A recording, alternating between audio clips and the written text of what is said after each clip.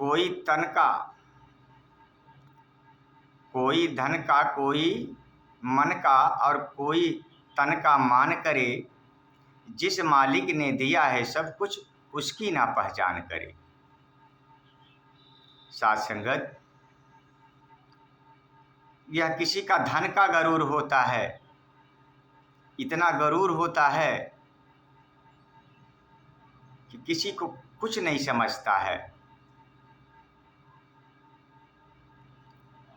किसी को मन पर कि मैं इतना समझदार, मैं ये हूँ, मैं वो हूँ, मेरे अंदर इतनी समझ है, मैं समझ वाला हूँ, और तन मैं इतना सुंदर हूँ, मैं ये हूँ, अपने रूप रंग को देख करके मान कर रहा। और जिस मालिक ने दिया है सब कुछ उसकी ना पहचान करे। अरे भाई, ये तन मन धन ये देने वाला तो कौन है? ये भी तो देने वाला है। जिस आराजी को हम पढ़ते हैं एक पिता की संपत्ति को, तो मेरे पिता की है, तो उस संपदा को हम मालिक बनते कि हमारे पिता का है। तो यह परम पिता परमात्मा, यह मालिक ने दिया है सब कुछ, उसकी तो पहचान करो, उसको तो जानो, वो है कहाँ? उसकी ना पहचान करे। पहचानो, यह पहचानने की बेला है, समझने की बेला है। क्योंकि कह रहे हैं, करो विनती सुन मेरे बीता, संत टहल की बेला। यह जो जीवन है, ये मनुष्य जो जन्म मिला है, इस संत का जीवन है। यह समझने की बेला है। यह बेला से ही आदमी इसी से उद्धार पाता है। यही मुक्ति है, यही बंधक है। तो कहीं ऐसा ना हम करें कि धन और मन तन में ही फंसते रहें और फंस जाएं, अब फिर 84 में हम चले जाएं। क्योंकि कहे कि संत की बाणी अटपट झटपट लखे न कोय, जो मन की खटपट तजे झटपट पावे सोय। क्योंकि संत की बाणी अटपट है, इसमें मन रुकावट बन जाता है। जैसे सुखदेव जी ज्ञान लेने के लिए राजा जनक के पास गए, तो 7 बार गए, वापस आ गए। तो सुखदेव जी 7 बार कौन रोक दिया? रोकने वाला कौन था? ये मन ही तो था। ये खटपट करता था, ये तर्क वितर्क करता था। ये तर्क वितर्क के कारण सुखदेव जी 7 बार वापस आ गए। साथ संगत जी, मन ही साधक। राजा जनक जब सपने में देख रहे हैं कि मैं कटोरा लेकर भीख मांग रहा हूं, जब नींद उनकी खुली तो देखे तो राजभवन में पड़े हैं अपने। तो उन्होंने ढिढोरा पीटा, कहाया कि इसका जो प्रश्न उत्तर दे देगा, हम बहुत से बख्शीश, बहुत से इनाम देंगे। लेकिन उनके ज्ञान का उत्तर कोई नहीं दे पाया। उनके ज्ञान का उत्तर अष्टावक्र महाराज दिए। गए पूछे अष्टावक्र महाराज कि राजा जनक क्या बात है? तो राजा जनक बताए कि ऐसी ऐसी बात है, मैं सपना देखा, मैं कटोरा लेकर भीख मांग रहा हूँ और नींद खुला तो मैं भवन में हूँ। ये सत्य है कि वो सत्य है? तो अष्टावक्र ने ज्ञान दिए, बताए, हे राजा जनक, न ये सत्य है न वो सत्य है। उन्होंने इस ज्ञान को बता करके कहा कि राजा जनक, पहले तो सिंहासन से नीचे उतरो। सिंहासन से नीचे उतारे। जो राजा का पोशाक था, राजा जनक उसको पहनवाए। बोले राजा जनक, जहाँ तुम बैठे हो वहाँ बैठा दो। वहाँ बैठाए। बोले राजा जनक, ये राजगद्दी किसी के और की है, आज हो कल किसी के और हो जाएगी। फिर अष्टावक्र बोले नीचे उतारो। नीचे उतारे। फिर वो पहन लिए अपना वस्त्र और राजा को पहनाकर बोले बैठ जाओ सिंहासन पर। वो बैठ गए। बैठने के बाद फिर बोले राजा, ये तुम्हारे सपने की बात है, न ये सत्य था न वह सत्य है, क्योंकि ये जो राज सिंहासन है किसी का और का होगा, और ये भिखारी था तो ये सपना था तुम्हारा। ये देखे रात में सपना तो दिन का भी सपना यही है। साध संगत जी घोड़सवार से घोड़ा मंगवाए। राजा जनक को घोड़ा पर चढ़ने के लिए बोले तो राजा जनक जो ने ऊपर पैर किया, बोले रुक जाओ। राजा जनक रुक गए।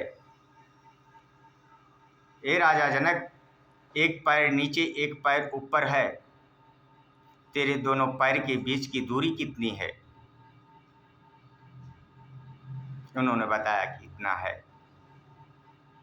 कहने एक पैर अगर नीचे एक पैर आसमान में कर दूं तो कितना बड़ा हो जाएगा? तो अनहद, जो अनहद है यही है सब कुछ। तो उनको यह ब्रह्म ज्ञान प्राप्त हो गया राजा जनक को। तो राजा जनक को जब ज्ञान प्राप्त हो गया, विदेही कहवाए। इसी तरह से ज्ञान मन ही साधक मन ही बाधक।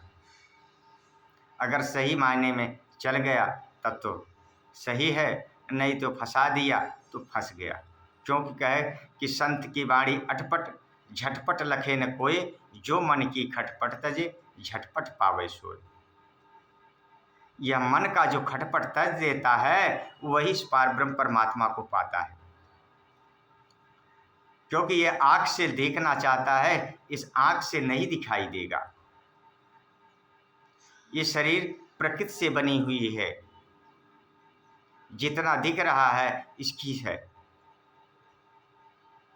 लेकिन जो आत्मा और परमात्मा है ये दोनों एक हैं। और इसी को समझाने के लिए यह ब्रह्म ज्ञान होता है। ये ब्रह्म ज्ञानी कहा जाता है। ब्रह्म ज्ञान इसे देते हैं लोग, समझाते हैं। क्योंकि समय के सद्गुरु माता सुतीक्षा जी इसी ब्रह्म ज्ञान को दे रहे हैं। इसीलिए तुलसीदास जी भी कहे कि यहीं सर आवत अति कठिनाई, यहीं सर आवत अति कठिनाई, कहे राम कृपा बिन आई ना जाई। कोई आ नहीं पाता है। क्यों? जिस पर प्रभु ये कृपा कर दे, जिस पर दया कर दे, वो अपने बहाना किसी को बुला लेता है और समझ में आ जाता है।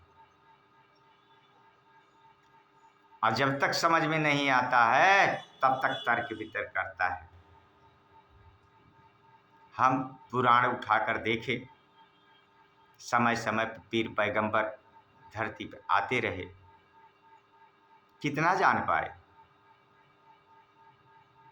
भगवान कृष्ण दोनों सेनाओं के बीच में ब्रह्म ज्ञान अर्जुन को दे रहे हैं, उसमें से कौन देखा? देखा तो अर्जुन ने देखा। और सबके पास खटपट लगी थी, आंख बंद नहीं थी, लेकिन जो मन का खटपट जो तजे, मन जो खटपट में लगा था वो नहीं समझने दिया।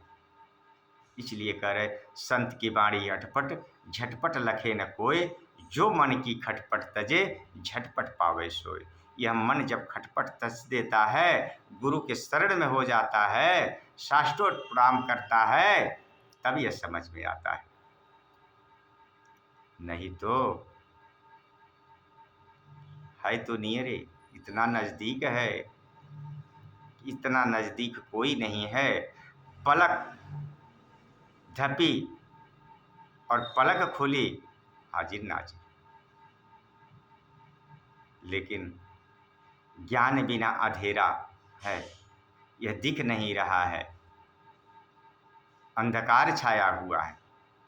इसीलिए गुरु से प्रकाश होता है, और इसी प्रकाश के लिए हर ढंग से हर यत्न इंसान कर रहा है कि हम इस परम पिता परमात्मा को हासिल कर लें।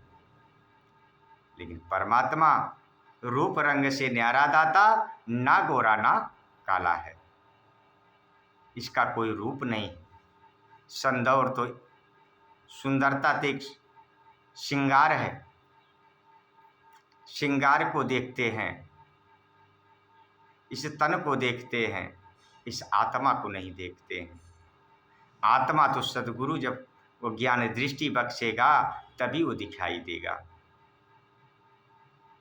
तो ये देखने के लिए हम आप हर समय प्रयत्न कर रहे हैं, और यह बारी भी है, यह अवसर भी है।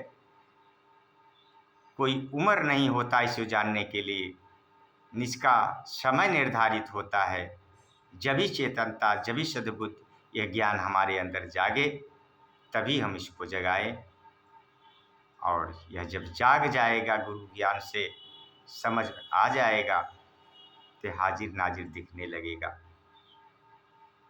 जिन्होंने देखा उन्होंने इस शब्द को कह दिया।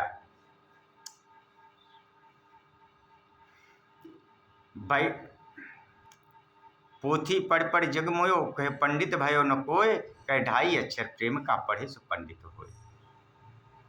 ढाई अक्षर नहीं पढ़ा आदमी, नहीं समझा, पूरा वेद ग्रंथ पढ़ लिया, पढ़कर रख दिया।